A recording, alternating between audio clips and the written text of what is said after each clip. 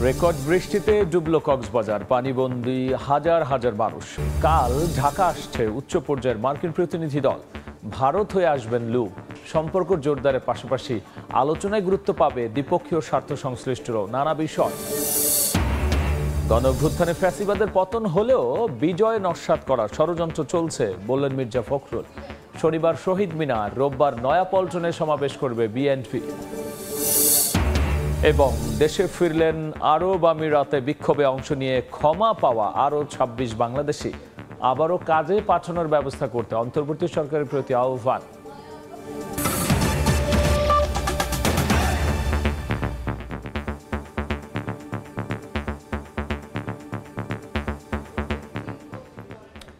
সময় সংবাদের সঙ্গে আছি আমি গোলাম রাব্বি। রেকর্ড ৫০১ মিলিমিটার বৃষ্টিতে ডুবে গেছে পর্যটন নগরী কক্সবাজার, যা এখনো পর্যন্ত জেলার সর্বোচ্চ। বৃষ্টিতে হোটেল মোটেল জোনের পাশাপাশি পানি জমেছে অর্ধশত গ্রামের বসত বাড়িতেও। আর এতে চরম দুর্ভোগে পড়েছেন অন্তত ২০,০০০ পর্যটক। এর মধ্যেই ভোরে সদর ও উখিয়ায় পাহাড় ধসে নিহত হয়েছেন নারী শিশুসহ ৬ জন। এতে আতঙ্ক ছড়িয়ে পড়েছে স্থানীয়দের মাঝে। মোহাম্মদ ফরাজের ক্যামেরায় সুজাউদ্দিন রুবেল জানাচ্ছেন বিস্তারিত।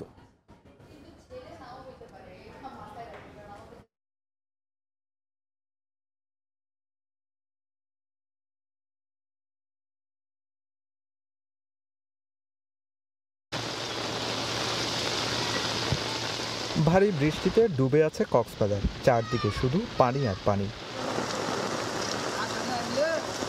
তলিয়ে আছে পর্যটন জোন কলাতলির হোটেল মোটেল এলাকা, সৈকতের লাবণী পয়েন্ট থেকে সুগন্ধা পয়েন্ট সহ বিভিন্ন এলাকা। একই সঙ্গে বৃষ্টিতে প্লাবিত হয়েছে টেকনাফ উখিয়ার অর্ধশত গ্রাম। পানিবন্দী হয়ে দুর্ভোগ পোহাচ্ছে ৫০,০০০-এর বেশি মানুষ।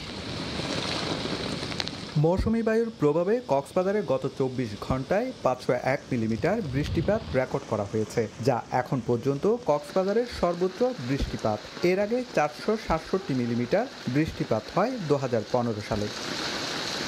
ঘরবাড়ি, বাজার, দোকান দাম সব কিছু এখন দোকানও যে চলাফেরার জন্য যাতায়াতের অনেক কষ্ট হচ্ছে আর কি। গতকালকে আমি সারা রাত ঘুমাতে পারি নাই, ঘরের মধ্যে পানি এক বেত হয়ে গেছে। এখন রোডের মধ্যে গাড়িগুলো এখন চলাচল করতে পারছে না। ঘোরার জন্য আসছিলাম এখানে, মানে ওইরকম ঘুরতে পারতেছি না। থাকার ইচ্ছা ছিল আরো কয়েকদিন, এখন আজকে ব্যাক যাবো আবার ঢাকা।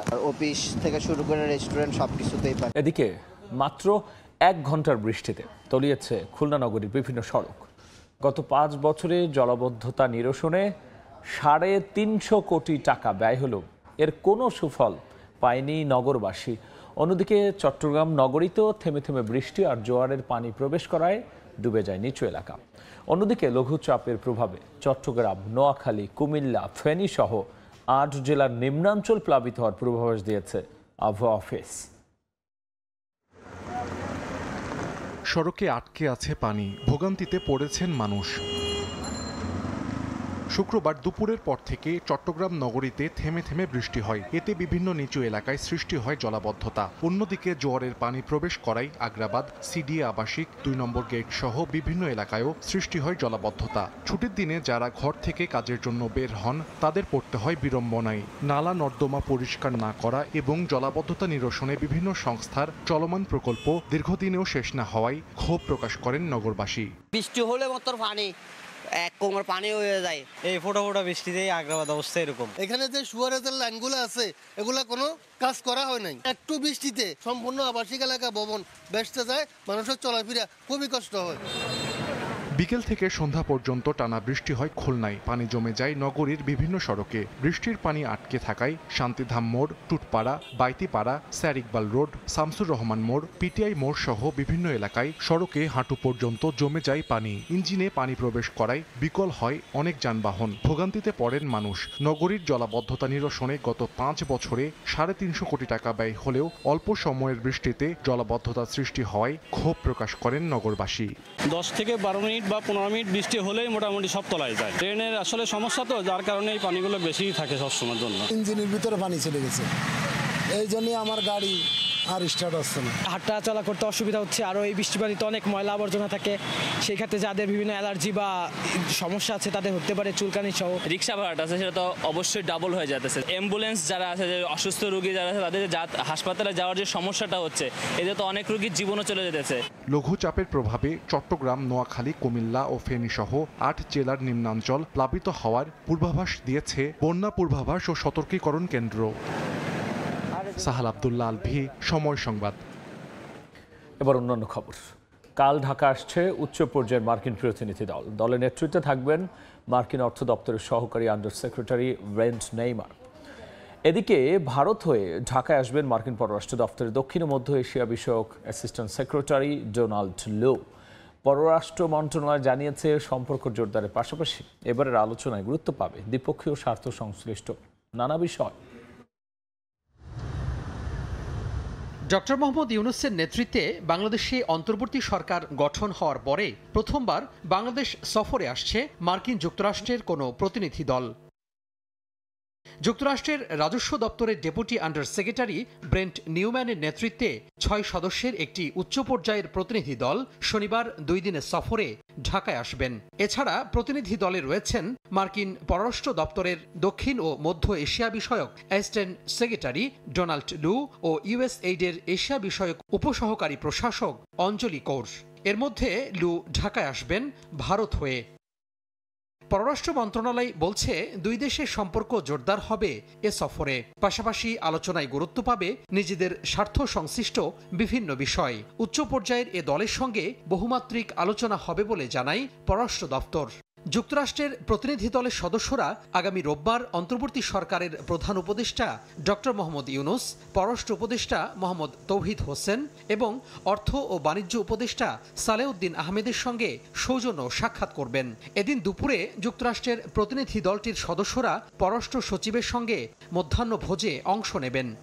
বিকেলে প্রতিনিধি দলের নেতা যুক্তরাষ্ট্রের রাজস্ব দপ্তরের deputy under secretary Brent Newman Bangladesh ব্যাংকের গভর্নর আহসান এইচ মনসুরের সঙ্গে বৈঠকও করবেন। ছাত্র জনতার অভ্যুত্থানে রাজনৈতিক পট পরিবর্তনের পর বাংলাদেশের সঙ্গে সম্পর্ক জোরদার করতে যুক্তরাষ্ট্র প্রতিনিধি দলের এ সফর বেশ গুরুত্বপূর্ণ বলে মনে করছেন সংশ্লিষ্টরা। তোহা খান তামিম, সময় সংবাদ, ঢাকা। শেখ হাসিনা সরকারের গুম, খুন, নির্যাতনের বিরুদ্ধে যারা দেশে থেকে প্রতিবাদ জানিয়েছেন তারাই আসল বীর বলে মন্তব্য করেছেন সাংবাদিক মুশফিকুল ফজল আনসারী। প্রায় 1 দশক নির্বাসনে থাকার পর যুক্তরাষ্ট্র থেকে দেশে ফিরে সংবর্ধনা অনুষ্ঠানে তিনি একথা বলেছেন।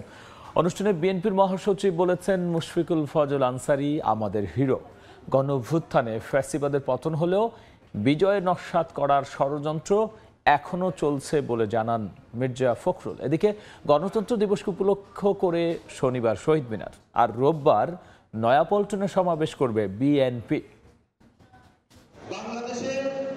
বাংলাদেশে মানবাধিকার লঙ্ঘন, নির্বাচন নিয়ে জালিয়াতি এবং কর্তৃত্ববাদী শাসন ব্যবস্থা নিয়ে সাবেক আওয়ামী লীগ সরকারের বিরুদ্ধে বিদেশে যারা সোচ্চার ছিলেন তাদের মধ্যে অন্যতম সাংবাদিক মুশফিকুল ফজল আনসারী। প্রায় 1 দশক নির্বাসনে থাকার পর যুক্তরাষ্ট্র থেকে বৃহস্পতিবার দেশে ফেরেন আনসারী। শুক্রবার বিকেলে জাতীয় প্রেস ক্লাবে তার সংবর্ধনার আয়োজন করা হয়। এ সময় বন্ধু, সহকর্মী, ভক্ত ও অনুরাগীদের ফুলের শুভেচ্ছা আর ভালোবাসায় সিক্ত হন তিনি। এ সময় আনসারী বলেন, যারা ফ্যাসিস্ট সরকারের বিরুদ্ধে লড়াই করে নতুন বাংলাদেশ উপহার দিয়েছেন তারা দেশের বীর সন্তান। যারা প্রত্যেকে বাংলাদেশে থাকা এবং বাংলাদেশের থেকে মুক্ত মতের চর্চা করা, এটি ছিল সবচেয়ে বড় চ্যালেঞ্জ, সবচেয়ে বড় বীরত্ব। এই বীরত্ব যারা দেখিয়েছে তারাই বীরশ্রেষ্ঠ। মুশফিক ফজল আনসারীকে হিরো হিসেবে অভিহিত করেন বিএনপির মহাসচিব মির্জা ফখরুল ইসলাম আলমগীর। বলেন, গণঅভ্যুত্থানের মাধ্যমে গড়ে ওঠা জাতীয় ঐক্য নষ্ট করার ষড়যন্ত্র চলছে, রুখে দিতে থাকতে হবে ঐক্যবদ্ধ। মুশফিক এবং মুশফিকের সঙ্গে আরো অনেকে এই দেশে থাকতে পারেনি এই ফ্যাসিবাদী হাসিনার অত্যাচারের, নির্যাতনের কারণে। তারা লড়াই করেছে বাইরে গিয়ে, আমরা লড়াই করেছি ভেতরে, এবং বিজয় অর্জন করেছি আমাদের ছাত্র জনতার যে একটা অভূতপূর্ব গণ অভ্যুত্থান, সেই গণ অভ্যুত্থানের মধ্য দিয়ে। কিন্তু এই বিজয় তখনই আপনার সুসংগত হবে যদি আমরা এটাকে ধরে রাখতে পারি। আমাদের যে ঐক্য সৃষ্টি হয়েছিল সেই ঐক্যকে যদি আমরা অটুট রাখতে পারি, আজকে খুব সুপরিকল্পিতভাবে এই ঐক্যকে বিনষ্ট করবার একটা চক্রান্ত চলছে, সেটাকে আমাদেরকে আবার রুখে দিতে হবে। এদিকে শুক্রবার সকালে বিএনপি চেয়ারপারসন বেগম খালেদা জিয়া ও তারেক রহমানের নামে দায়ের করা মিথ্যা মামলার প্রত্যাহারের দাবিতে জাতীয় প্রেস ক্লাবের সামনে অবস্থান কর্মসূচি পালন করেন দলটির নেতারা। এ সময় দেশবিরোধী ষড়যন্ত্র ও ছাত্র জনতার আন্দোলনে গণহত্যার জন্য আওয়ামী লীগের নেতাকর্মীদের বিচারের দাবি জানানো হয়। 16 বছরে বিএনপির মির্জা ফখরুল ইসলাম আলমগীর সহ অসংখ্য নেতা কর্মীরা জেলখানায় যে নির্যাতনের শিকার হয়েছে, বিএনপির অফিসে ঢুকে অস্ত্র রেখে আমাদেরকে মামলা দিয়েছে। জনাব স্বরাষ্ট্র উপদেষ্টা, বিনয়ের সহিত অনুরোধ করি তাদেরকে আইনের আওতায় আনা, মানুষকে একটু দেখান যে এরাই অত্যাচারী, এরাই ক্ষমতা লিপ্সু, এরাই শেখ হাসিনার ডাইন হাত। আন্তর্জাতিক গণতন্ত্র দিবস উপলক্ষে 14 ও 15 সেপ্টেম্বর দুদিনের কর্মসূচি ঘোষণা করেছে বিএনপি। শনিবার শহীদ মিনার এবং রোববার নয়াপল্টনে সমাবেশ করবে দলটি। সেখানে প্রধান অতিথি হিসেবে বিএনপির ভারপ্রাপ্ত চেয়ারম্যান তারেক রহমান ভার্চুয়ালি সংযুক্ত থাকবেন বলে জানিয়েছেন নেতারা। 14 সেপ্টেম্বর বিকেল থেকে সন্ধ্যার পর পর্যন্ত। রাইদুল ইসলাম শুভ, সময় সংবাদ, ঢাকা। দেশে ফিরেছেন সংযুক্ত আরব আমিরাতে বিক্ষোভে অংশ নিয়ে ক্ষমা পাওয়া আরও 26 বাংলাদেশি। দুপুরে হজরত শাহজালাল আন্তর্জাতিক বিমানবন্দরে এসে পৌঁছান তারা। দ্রুত আবারও তাদের কাজে পাঠানোর ব্যবস্থা করতে অন্তর্বর্তী সরকারের প্রতি আহ্বান জানিয়েছেন প্রবাসীরা। এর আগে 14 জনকে ফেরত আনা হয়েছিল। আমরা মিছিল করার কারণে আমার প্রবাসীদের কারাবরণ করা হয়েছে, কারো 10 বছর, আবার কারো 25 বছর সাজা দেওয়া হয়েছে। আলহামদুলিল্লাহ, আমরা সরকারকে ধন্যবাদ জানাই, ডক্টর ইউনূস স্যারকে। বন্দিত্ব থেকে মুক্তি পেয়ে দেশে ফিরলেও জমানো অর্থ সঙ্গে নিয়ে আসতে পারেননি বলে জানান প্রবাসীরা। এজন্য আবারও তাদেরকে প্রবাসের কাজে ফেরত পাঠানোর ব্যবস্থা করতে সরকারের প্রতি আহ্বান জানান তারা। একটা ফুল আর এই যে ড্রেস আর একটা মোবাইল ফোন ছাড়া দ্বিতীয় কিছুই আমার সাথে আনতে পারিনি। এখন যে আমি অন্য দেশে যাব, ওই ব্যালেন্সটাও আমার কাছে নাই। আমি তো একদম নিঃস্ব হয়ে গেছি। 3-4 লাখ দারামের ওই যে ওইখানে মাল রয়েছে, আবার আমার একটা গাড়ি 20,000 দারামের। এখন অনেকের অ্যাকাউন্টসে আছে যারা অ্যাকাউন্ট থেকে টাকা উঠাতে পারে না। তো সরকার যদি আমাদের যে নেক্সট যাওয়ার জন্য আবার একটা সুযোগ করে দিতে, তাহলে আমরা অনেক খুশি হব। এর আগে 7 সেপ্টেম্বর দেশে ফেরত আনা হয় 14 বাংলাদেশিকে। ছাত্র জনতার গণ আন্দোলনের সঙ্গে সংহতি জানিয়ে গত জুলাইয়ে আরব আমিরাতে বিক্ষোভ করেন প্রবাসী বাংলাদেশিরা। এতে করে 57 জনকে গ্রেফতার করে 3 জনকে যাবজ্জীবন সহ 54 জনকে বিভিন্ন মেয়াদে সাজা দেন দেশটির আদালত। 5 আগস্ট শেখ হাসিনা সরকার পতনের পর অন্তর্বর্তীকালীন সরকার গঠিত হলে তাদেরকে দেশে ফিরিয়ে আনার প্রচেষ্টা চালান প্রধান উপদেষ্টা ডক্টর মোহাম্মদ ইউনূস। পরে 3 সেপ্টেম্বর আরব আমিরাতের প্রেসিডেন্ট তাদের সাজা মওকুফ করে দেশে ফেরত পাঠানোর ঘোষণা দেন। আসিফ মোহাম্মদ সিয়াম, সময় সংবাদ, ঢাকা। দেখছেন সময় সংবাদ। একদিকে গ্যাস সংকট, তার উপর লোডশেডিংয়ে বিপর্যস্ত জনজীবন। বিশেষজ্ঞরা বলছেন আগের সরকারের আমদানি নির্ভর নীতি ঝুঁকিতে ফেলেছে জ্বালানি খাতকে। রক্ষণাবেক্ষণ শেষে 3.5 মাসেও সামিটের এলএনজি টার্মিনাল সচল না হওয়ায় তীব্র সংকটে এই খাত। গ্যাসের অভাবে বন্ধ দেশের অর্ধেক সার কারখানা, একই সাথে 31টি বিদ্যুৎ কেন্দ্র। জনজীবনের পাশাপাশি যার নেতিবাচক প্রভাব পড়ছে শিল্প কারখানায়। দেখব ফারুক রবিনের রিপোর্ট। রাজধানীর তেজগাঁওয়ের 7 রাস্তা মোড় এলাকা, যেদিকে চোখ যায় গ্যাসের জন্য ঠাঁই দাঁড়িয়ে সারি সারি গাড়ি। গরমে হাঁসফাঁস অবস্থা, তবু অপেক্ষা ঘন্টার পর ঘন্টা। আর এটি এখন দেশে জ্বালানি পরিস্থিতির প্রতীকী রূপ। 4টা পাম্প ঘুরে আসছে এখানে, একটা পাম্পে কমপক্ষে 1.5 থেকে 200 গাড়ি আছে। ঘন্টার পর ঘন্টা আমরা রাস্তায় পড়ে থাকি গ্যাসের জন্য। পেশেন্ট নাই, 100, 120, 30, আগে ছিল 180, 200 পেশেন্ট ছিল। কেবল যানবাহনই নয়, অন্যান্য খাতেও সংকট তীব্র। চাহিদার তুলনায় অর্ধেক গ্যাসও যোগান দেওয়া যাচ্ছে না সার কারখানায়। এতে দেশে বর্তমানে 6 সার কারখানার 3টিরই উৎপাদন বন্ধ।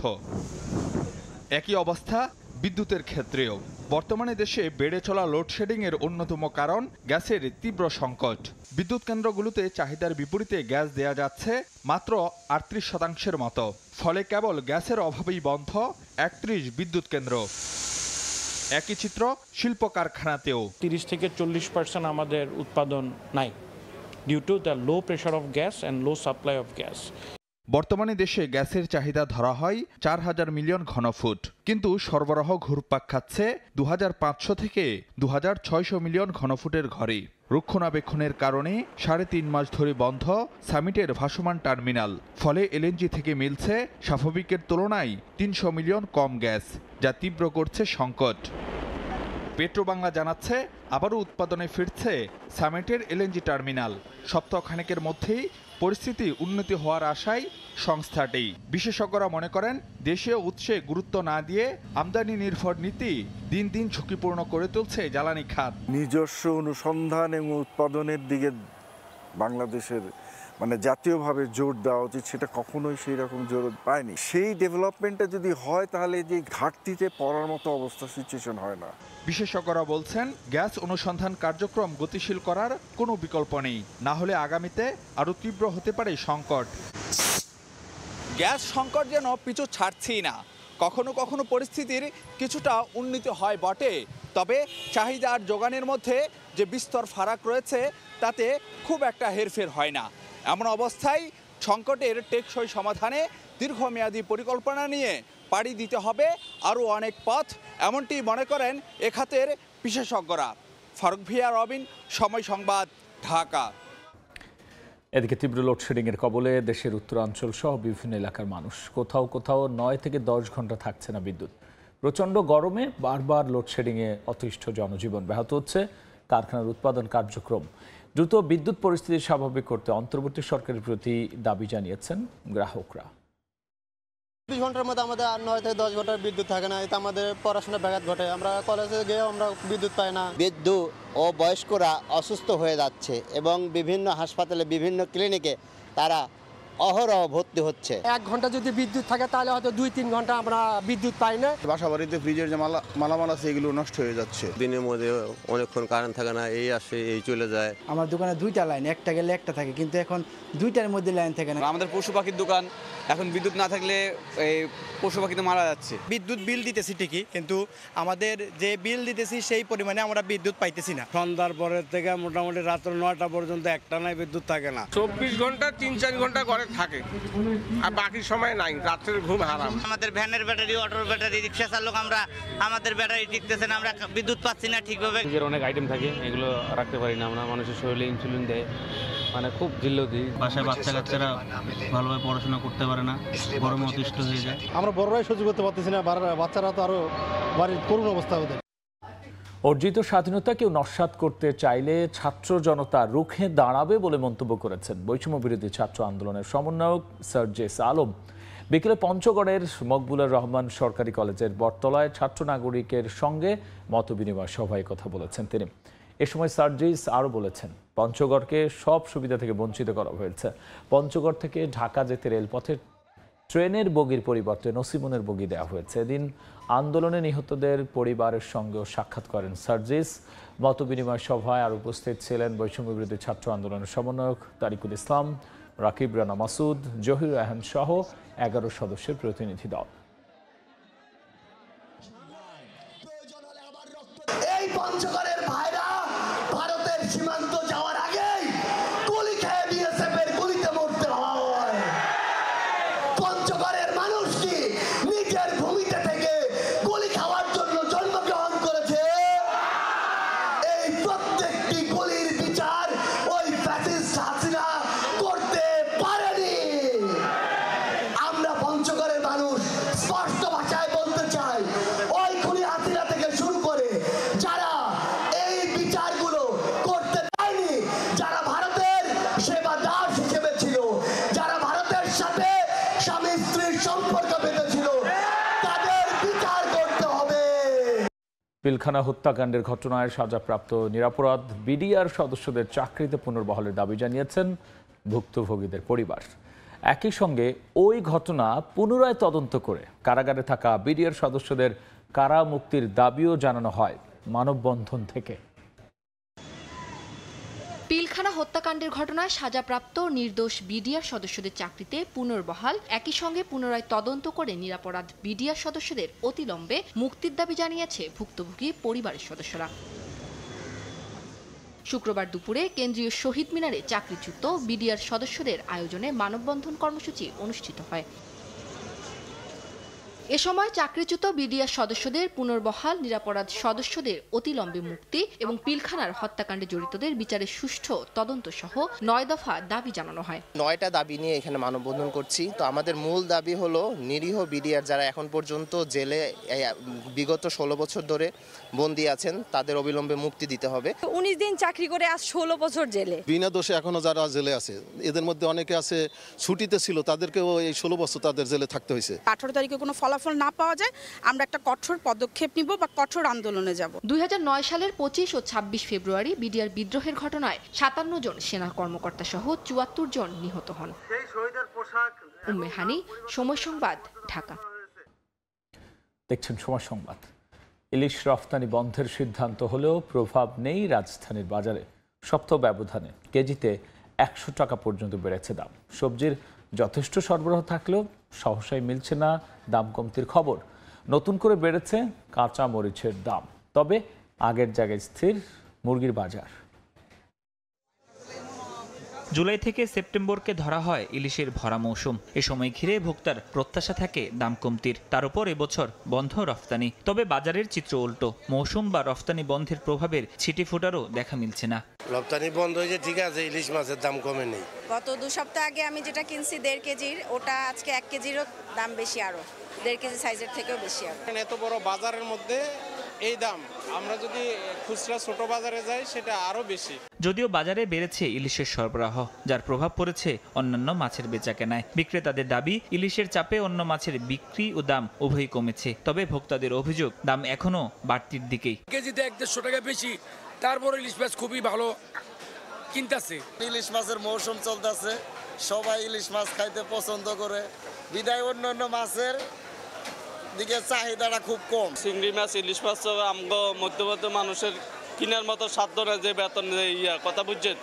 আর বাইং মাছ লইছিলাম, বাইং মাছের কেজি, ছোট বাইং মাছ 800 টাকা কেজি। এদিকে শুক্রবার ছুটির দিনে বাজারে বেড়েছে সবজির সরবরাহ। তবে 2 দিনের ব্যবধানে নতুন করে 20 থেকে 30 টাকা বেড়ে কাঁচামরিচ বিক্রি হচ্ছে 170 থেকে 180 টাকায়। আর পটল, ঢেঁড়স, কাকরুল বিক্রি হচ্ছে 50 থেকে 60 টাকা কেজিতে। ক্রেতারা বলছেন, কয়েকটি পণ্যের দাম কিছুটা কমলেও এখনো অধিকাংশ পণ্যের দামই চড়া। ভালোই সবজির পরিমাণ এখন আছে, কিন্তু দাম অতটা হাই নেই, মোটামুটি ভাবে কম আছে। 50-এর নিচে আছে পেঁপে, আর 50-এর ভিতরে কয়েকটা আইটেম আছে, আর 50-এর উপরে হলো বাকি আইটেমগুলা। মানুষের যে আয়, সে আয়ের সাথে আসলে আমাদের দ্রব্যমূল্যের কোনো সঙ্গতি নেই। সপ্তাহখানেক ধরে অনেকটা স্থির মুরগির বাজার। ব্রয়লার মুরগি কেজি প্রতি বিক্রি হচ্ছে 170, আর সোনালী মুরগির দাম 240 থেকে 250 টাকায়। ফরহাদুর রহমান, সময় সংবাদ, ঢাকা। সংবাদ জানিয়ে দেব আরও একবার। কাল ঢাকা আসছে উচ্চ পর্যায়ের মার্কিন প্রতিনিধি দল। ভারত হয়ে আসবেন লু।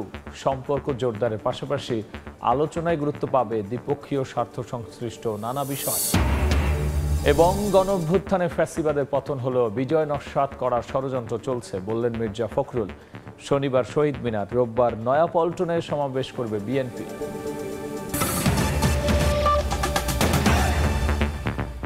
এই ছিল সময় সংবাদ। সঙ্গে থাকুন সময়।